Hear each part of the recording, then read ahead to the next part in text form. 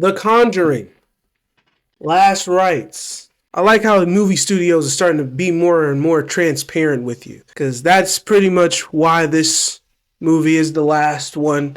They have no more rights to any of the Warrens cases, because this is the last Warren case. What made them stop being the ghosts loving hunters that we all know and love today? Well, it's the 80s now.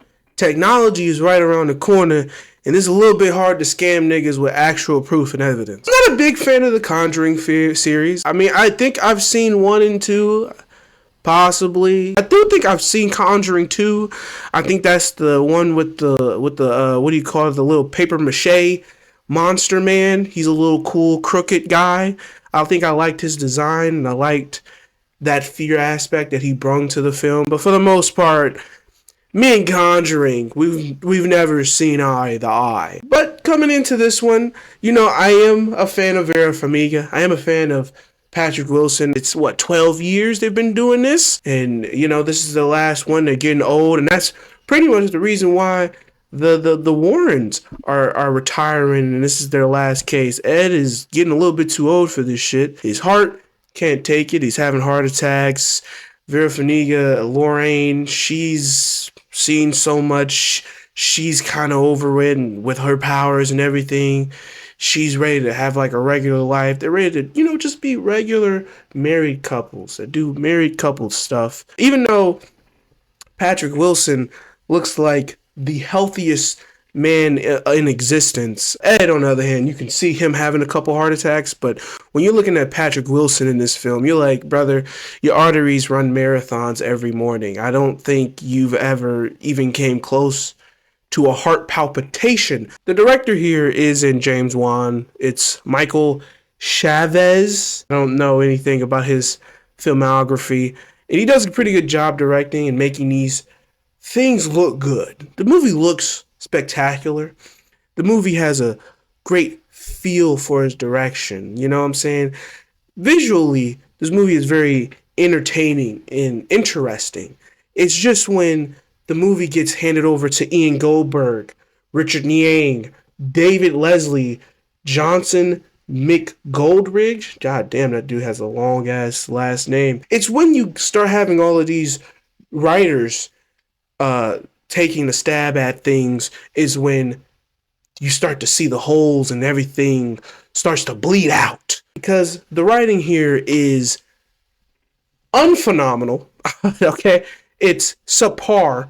This movie is kind of cut into 2 different films, both kind of tropey and paint by numbers and things that we're kind of used to in a way. One movie is like a movie about a retired old couple with a grown-up daughter who has a boyfriend who's thinking about marrying her.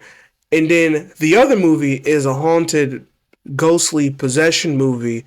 And like I said, both movies are kind of boring. They kind of like fighting to see who can be the most boring and familiar to the audience. The movie's like 2 hours. It doesn't need to be. I wish I could say more about Vera Farmiga here. She's just like a background, I think, at this point. I don't even remember her really talking in this movie, which is kind of odd, because she's usually like the main character, and because she's usually the one taking you through these hauntings that's happening that slowly progress and show themselves throughout the movie. Here, she's away from the haunting. The haunting is the Smurls family all the way out in Pennsylvania. The Warrens is out in Connecticut, and ever so often she gets like these visions of things, but for the most part, there's nothing really tying them together. Like I said, she doesn't really have much to say or do. For the most part, Vera Farmiga's performance is just her wide-eyed, looking scared, and she even lets out a little scream at the dinner scene that is so 80 yard in and almost maybe stock sound footage. I don't know. That made me chuckle, and I think it made other people in the theater chuckle. I want to be able to praise Vera Farmiga more in this movie, but I just can't. A lot of the acting in this movie is good. It's good. It's okay. There's no one giving a terrible performance here. There's no one giving like a phenomenal performance here. Their daughter, Mia Tomlinson, I think is her name. Judy, the one bringing home her new boy toy. This is the first time I've watched a British person slip up on their accent before I knew they were British, and I can just tell that they were British. When she has to really get into dialogue and she has to really, emote and yell, you can just hear her English accent start to slip out here and there, and it's kind of funny. I do think they'd have good casting in the beginning of the movie for the young Warrens. Whoever that dude that plays young Patrick Wilson looks almost exactly like him. Shout out Orion Smith for looking exactly like Patrick Williams and having a cool ass name. The Smurls family, the second family, the actual haunting going on in this haunted house ghost film. They're small parts of this movie. You don't really get to really know much about them either, other than I guess they're like middle class, maybe kind of broke family. They have like a family of just nothing but daughters, and the oldest daughters are always making fun of each other, and the youngest daughters, they don't really do much. They bring in the creepy toys that people want. The dad works and they live with grandma and grandpa. And grandma and grandpa brings in this mirror that they found getting thrown out. And that mirror has the souls and the hauntings and the spirits that latches on to the family and starts to do their demonic stuff to them, like hiding in corners and playing with the phone line, and doing things like that, and picking up baby dolls. And at one point, does something so extreme to one of the daughters, the oldest one, I think, after her and her sister do something to the mirror that you're just like, whoa, what the hell is that? And you're ready to get into it, but then they cut to the ping pong and the Warrens doing something. I think maybe they was playing ping pong, having their cookout. And you spend so little time with this family getting haunted and getting tormented by these spirits that at times you come back to them and they're like having conflict with one another and they're screaming at one another and they're like, Dad, you're so terrible, I hate you. And you're just like, I haven't been here for like 15 minutes of the film. I don't know what you guys are yelling about. I don't get it. Bad things might happen to them off screen, or they're being said in like these newspaper article montages, and you're just not.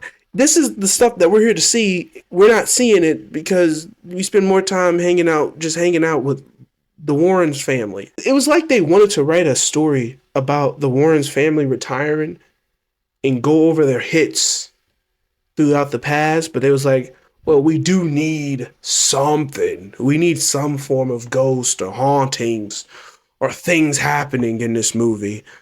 So they just said, let's put this Smurl family in here and we'll just cut back to them whenever we want to do some horror inspired shit. And that's ultimately why you can't be in any way fearful or have any sort of scares in this movie, nor do you feel the tension, because when it's scary, or when it's trying to be scary, it's trying to scare you. And when it's not, it's not. There's never like a blend or a thing that keeps you on the edge of your seat. Like, oh, is something gonna pop out at any moment? Like the family's out eating a cookie and a ghost pop out the goddamn cookie, and it's a allegory about gluten allergy or some shit like that. There is no in between. There is either this or there's either that.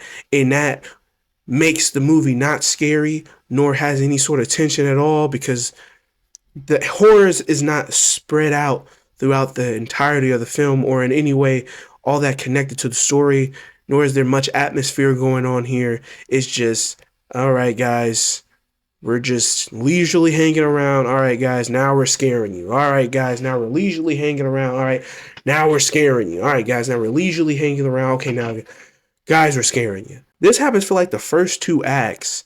So by the time you get to the third act, when the Warrens and the Smurls family finally come together and our stories connect, they start to rush through the hauntings and all the scary things in the third act that just kind of makes the movie overall just feels discombobulated and a little confusing about what is happening, because for the first two acts, you guys didn't explain anything, but now you're explaining things in the third act. It doesn't make sense to why some of the shit that happened in the first two acts happened, because you're saying that this demon is can only do this in this parameter because of this mirror, but I guess it can just do whatever it wants?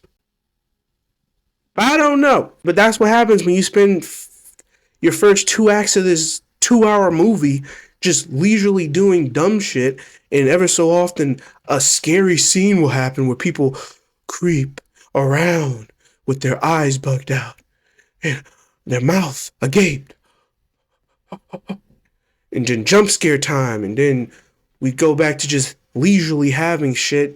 Then by the third act, you gotta piece together all this shit as quickly as possible, and you're not even sure what is happening. So you just kind of winging it in itself. The last third act of this movie just feels like it's kind of winging it and doesn't really know what the hell it's doing.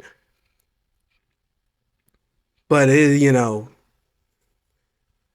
gonna make some people scream, hey, listen, you're not here to make a good movie, you're here to make money with these type of movies. And let me tell you something, my theater was almost full. It was damn near packed out. So they're going to make this money back. So they may have the last rights to this last case.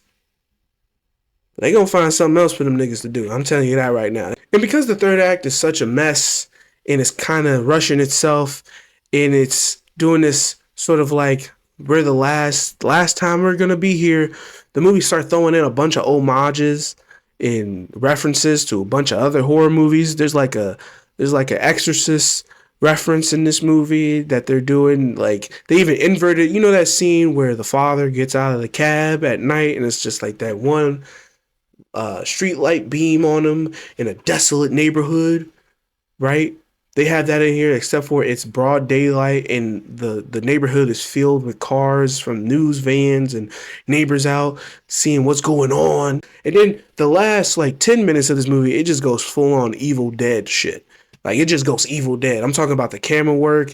The camera moves in and pushes through the door like it's the evil coming in, and it goes into Vera Farmiga's face and she's like, ah, and then the daughter eyes turn into dead eye eyes, and it's running around and it's taunting them and things like that. It gets really uninspired and just messy towards the third act, and they end up fighting a mirror. Bet you never thought you would see a horror movie where they fight a mirror. That's what happens at the end of the movie. They fight a mirror. They fight a levitating, ghost-powered mirror. This movie is just, it's not that great. Overall, what can you really say about The Conjuring, The Last Rites? It's a little discombobulated. It's boring at times. It's insane and messy. It's not all that well written, but it is beautiful to look at. It has some pretty good direction and style and production value that you can't get anywhere else besides in a big budget horror film by WB. So for that, I'm giving The Conjuring, Last Rites, a 5 out of 10. I think you can have fun enough with it if you just don't care about storytelling, character development, or story cohesion. Thank you guys for watching.